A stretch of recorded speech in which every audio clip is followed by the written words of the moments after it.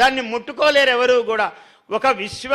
ఈ విశ్వావసునామ సంవత్సరములో అది ఒక విశ్వనగరము కావడానికి ఈ సంవత్సరము మళ్ళీ శ్రీకారము జరుగుతుంది. అంత అద్భుతమైన ప్రపంచంలో గొప్ప నగరం అవుతుంది.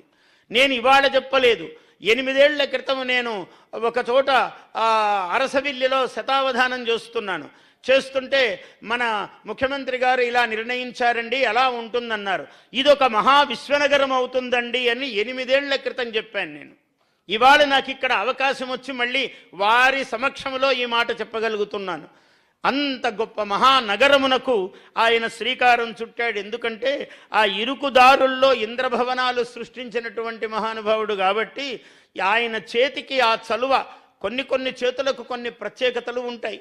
అలా ఆయనకు అటువంటి యోగం ఉన్న కారణము చేత ఈ అద్భుతమైనటువంటి మహానగరము ఈ సంవత్సరంలో విశేషంగా ఒక అద్భుతమైనటువంటి రూపాన్ని దిద్దుకోవడానికి రూపము ఏర్పడుతూ ఉన్నది.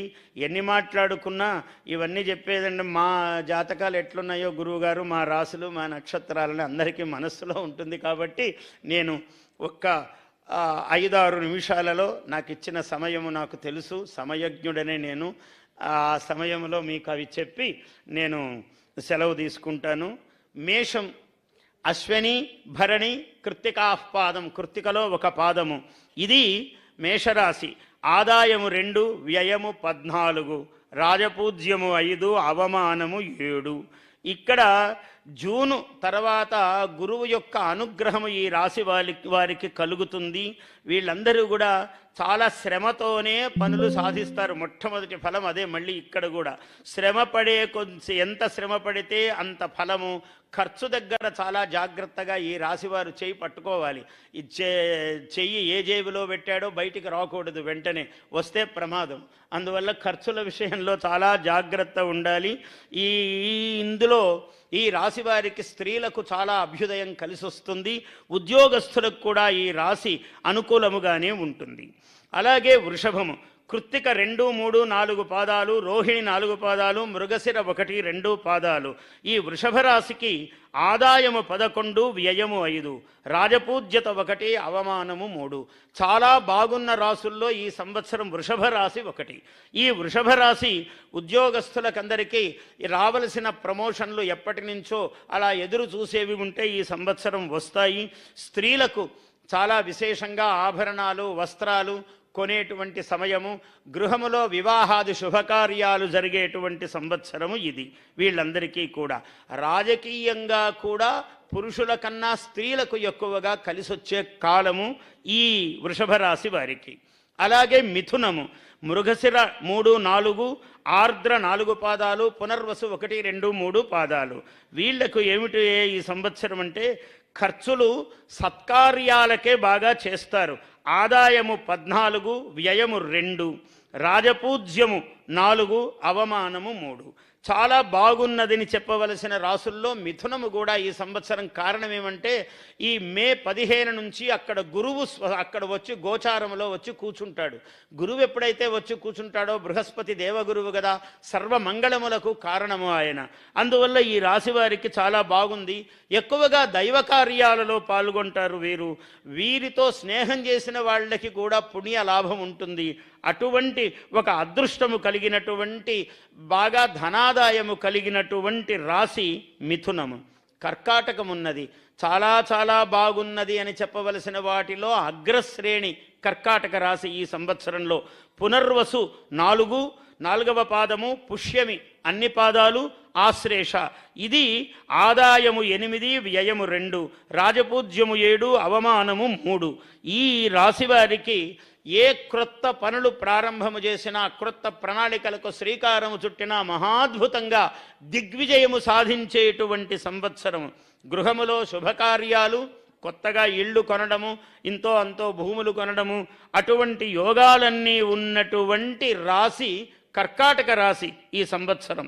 అలాగే సింహము ఇది కూడా ఒక 80% చాలా బాగున్నటువంటి రాశి ఈ సంవత్సరం. కర్కాటకమంత కాదు కానీ కర్కాటకాన్ని దగ్గరగా బాగున్నటువంటి రాశి సింహరాశి. మఖ, పూర్వ ఫల్గుని, 4 పాదాలు, ఉత్తర ఫల్గుని 1 పాదము, ఆదాయము 11, వ్యయము 11, రాజపూజ్యము 3, అవమానము 6. ఇది 4-5 నెలల తర్వాత ఈ రాశి వారికి యోగం అందుకుంటుంది. అంతవరకు కొంచెము శ్రమలే ఉన్నాయి. రాజకీయముగా కొంచెము కాస్త ఓపిక పడితే, తొట్టుపాటు పడకుండా ఉంటే రాజకీయముగా పదవులు లభించే అవకాశము కూడా ఉన్నటువంటి రాశి కన్యా.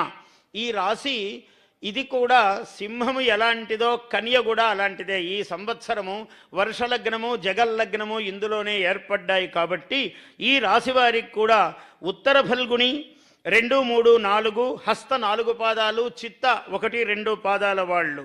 ఇది సంవత్సరము ఒక 5 నెలల తర్వాత కలిసి వచ్చేటువంటి రాశి ఇది, ఈ కన్యా రాశి. కొత్తగా ఈ రాశి వారికి ప్రముఖులతో పరిచయాలు ఏర్పడటము, ఈ పరిచయాలన్నీ సఫలముగా ముందుకు వెళ్ళటము, 4-5 నెలల తర్వాత ఒక్కొక్క పని ఏవేవైతే ఆగి ఉన్నాయో అవన్నీ కలిసి రావటం అన్నది ప్రారంభమయ్యేటువంటి రాశి ఈ కన్యా రాశి. స్త్రీలకు చాలా విశేషంగా యోగించేటువంటి రాశి ఈ కన్యా రాశి ఈ సంవత్సరము.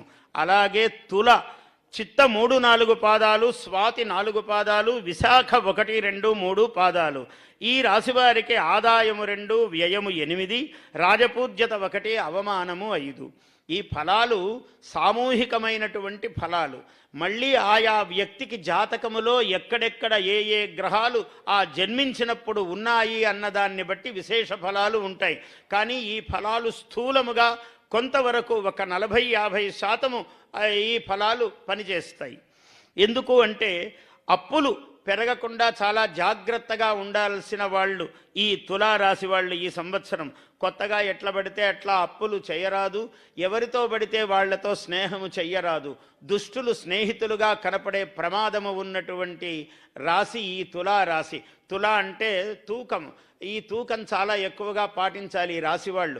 కొంచెం ఇటు అయినా అటైనా కూడా ప్రమాదమే. అందువల్ల ఆ జాగ్రత్తలు పాటించవలసినటువంటి రాశి తుల. ఇక వృశ్చికం కొంచెం బాగున్నది అని చెప్పవలసినటువంటి రాశి వృశ్చిక రాశి. ఆదాయము 8, వ్యయము 14, రాజపూజ్యత 4, అవమానము 5. ఏమిటంటే మే 14 వరకు రవి, మే 19 నుంచి శుక్రుడు, మే 15 నుంచి గురువు. ఈ 3 గ్రహాలు కూడా విశేషంగా ఈ రాశి వారికి సహకారాన్ని అందిస్తూ ఉన్నాయి. కొంత ఒక 4, 5, 6 నెలలు దాటిన తర్వాత ఇల్లు, భూమి, ఇంట్లో శుభకార్యములు ఇవన్నీ కలిసి వచ్చేటువంటి రాశి ఈ వృశ్చిక రాశి. ఇక ధనుస్సు ఉన్నది. మూల 4 పాదాలు, పూర్వాషాఢ 4 పాదములు, ఉత్తరాషాఢ 1 పాదము. ఇది ఈ రాశి కిందకు వస్తుంది. ఆదాయము 11, వ్యయము 5, రాజపూజ్యత 7, అవమానము 5.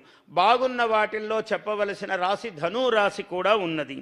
ఎందుకంటే రాహుకేతువులు కూడా ఈ రాశికి ఒక మేలు చేసేటువంటి కోణములో రాహుకేతువులు కూడా ఉన్నారు. గురువు ఎట్లాగో మేలు చేస్తున్నాడు, శని మేలు చేస్తున్నాడు, చతుర్థంలో ఉన్నాడు.